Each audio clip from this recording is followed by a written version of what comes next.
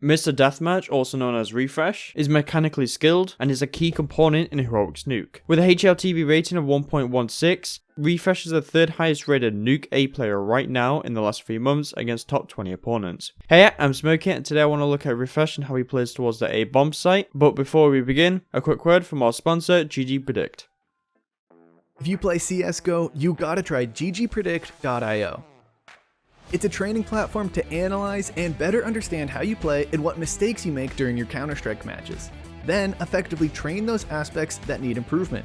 You can use it to improve literally every aspect of your game: team play, nades, pace of your game, or your aim. It not only analyzes your game in so many aspects, but also lets you train on the platform thanks to personalized training plans. How? ggPredict's AI knows exactly what you need to do to become a better player. Each week, you automatically get tailor-made trainings made by the best CSGO athletes who work with ggPredict. It's easy and fun, and you can train right on GGP servers and get all the data from your trainings analyzed. Simply connect your Steam, Faceit, or eSportal account and get your matches instantly analyzed by ggPredict. We almost forgot, if you're playing just for fun, that's great too. You'll love our social features, which allow you to compare with your friends and finally check who really is carrying the team.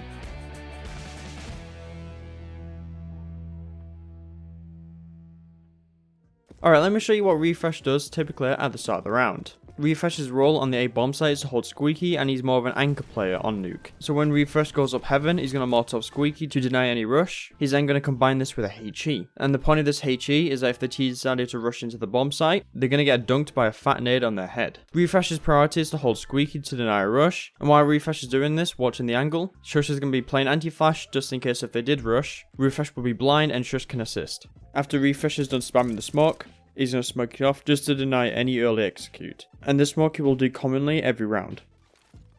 In this clip we're going to see Refrezh do the exact same thing. He's going to Molotov, he's going to throw a HE, and by looking at the damage from the HE, it does a lot of damage. The nade does roughly around 140 damage, which is excellent for the A1 as you can just tear right through them. Refrezh is going to be full blind, however Shush was playing anti-flash and he's able to assist.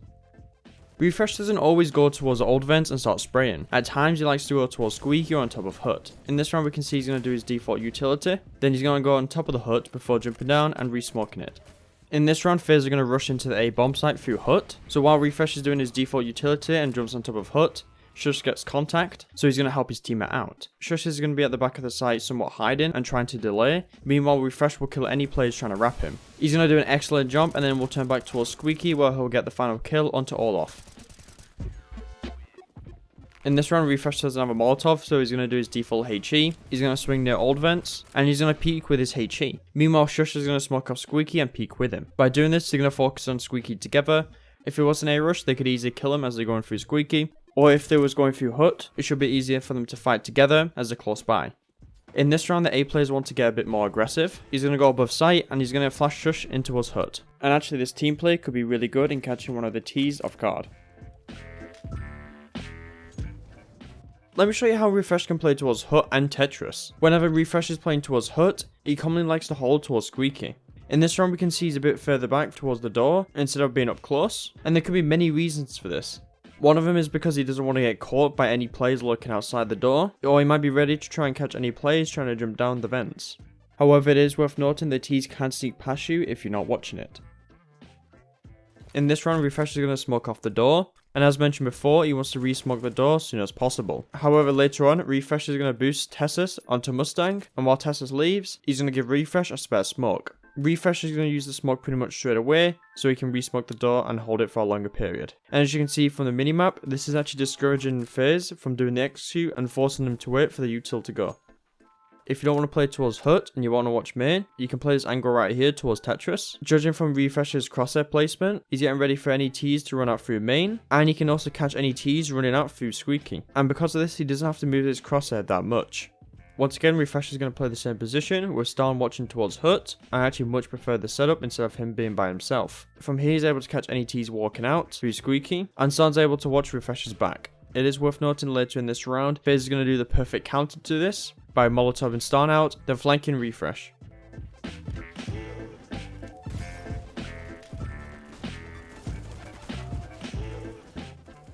In round 30, Refrezh is going to be playing a similar spot, however he wants to go get information for his team. So he's going to be pushing up nice and quietly. He's going to stand right here just to wait for any timing to see if he can catch any T's trying to walk through. And Refrezh will start pushing into lobby when FaZe start pushing into ramp. And by taking some map control away from FaZe, this allows his team to rotate correctly. As shown previously, Refrezh likes to play at the vents towards Squeaky, and commonly he will only play this when there's a smoke down. Judging by his crosshair placement, we can see he's getting ready for anyone to run out through the smoke, and by standing at this choke point next to Squeaky, you can deny vent drops, and it will be able to slow down the execute. And it's worth noting his teammate Shush is going to re-smoke Squeaky for him so he can stay here for a longer period, but he will decide to leave and go towards Hut. In this round, Refrezh is playing towards Tetris, and he's going to spot the utility coming in from FaZe. So as he spots the smoke coming in towards main, he acts quickly and he goes towards Squeaky, running past the flashbangs. And in a moment, you're going to see how ready he will be, judging from his movement. When he gets towards the corner, he's going to be constantly strafing left to right, and this is to make sure you're super ready, and he could potentially catch any T's with one of his strafes. However, a teammate will come in and smoke off Squeaky, and he can calm down.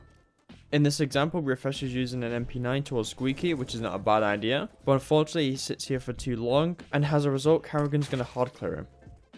Now let's look at old vents. In this round, Refrezh is crouched over towards the vents and looking towards Squeaky. If one of the T's decided to open the door, they're going to find a nasty surprise on the other end of it. Especially against pistols where the range may not be effective, his rifle will.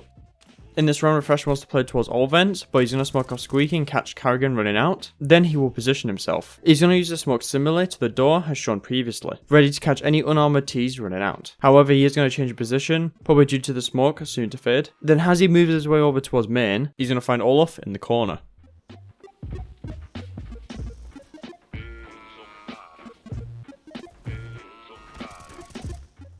Once again, Refrezh is playing near to these vents. He's going to spam the smoke for a bit to see if he can find any damage, but when he starts running low on bullets, he's going to reload by the vents. And he does this because the T's can be ready to capitalize on any mistakes, so if he reloaded into the open, a team might run through that and kill him. So by reloading behind the vents, it's much safer.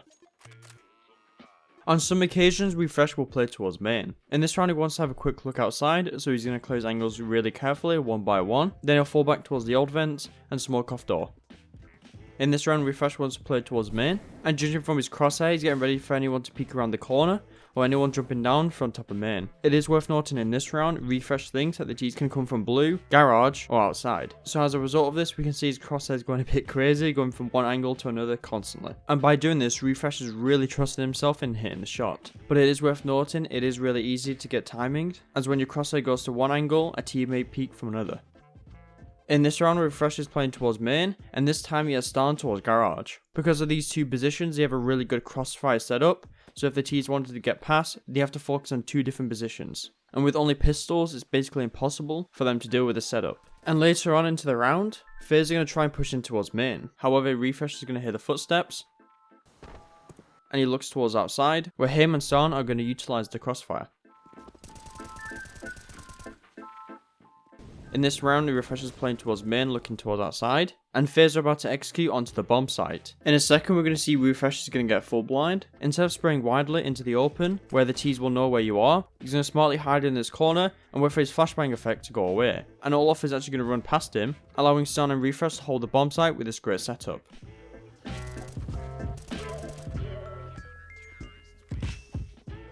On some occasions, Refrezh may need to rotate down lower to prevent the T's from going into B. In this round, he was playing on top of Hut, and he's going to jump right down and play towards Decon. This is typically an angle you would see a player use if they were rotating down. And as we can see from Refrezh's crosshair placement, he's going to be watching for any T's trying to cross, and when they appear on his screen, he can get an easy headshot. And because he's standing, if he ever gets contact, he can crouch down and rotate off. Again, Refrezh needed to rotate down, but this time it's because the T's have access to ramp. He's going to make his way towards control, making sure they can't flee in, playing a bit of an off angle. However, he is a bit paranoid because of his back, so he's going to be moving back and forwards. And this angle towards the stairs right now, this angle is really good in catching the heads of T's, but you need to be focused. But it is worth noting in this round, he is going to get sandwiched and he will die. In this round, FaZe did the smoke walls and they can have access towards secret, so Refrezh wants to try and beat them. Refrezh will sneak down, clearing his angles, but unfortunately he's going to peek the wrong angle and he's going to have 4 FaZe players looking right at him. But if Refrezh was able to clear the angle without dying or no contact, he could get a lot of information for Heroic and allow them to rotate correctly.